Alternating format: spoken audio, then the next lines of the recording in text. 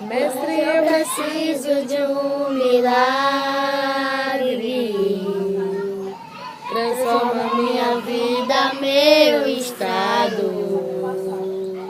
Faz tempo que quando eu vejo a luz do dia, estou pensando sepultar minha alegria, tentando ver meus sonhos cancelados.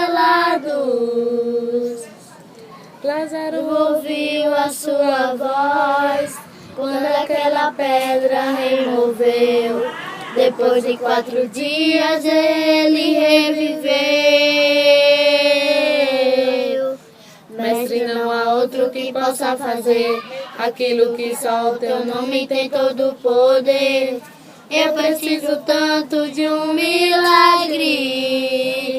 Remove a minha pedra, me chama pelo nome, muda minha história, ressuscita os meus sonhos, transforma minha vida, me faz um milagre, me toca nessa hora, me chama para fora, ressuscita-me.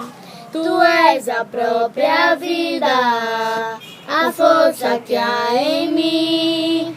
Tu és o Filho de Deus, que me ergues pra vencer. Senhor de tudo em mim, já ouve a tua voz, me chamando pra vencer. Uma história de poder.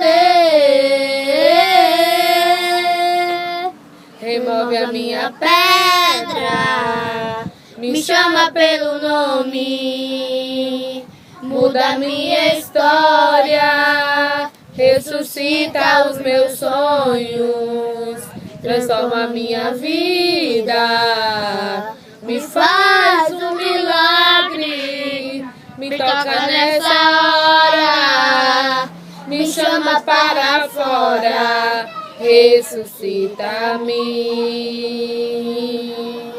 Tchau. Tchau.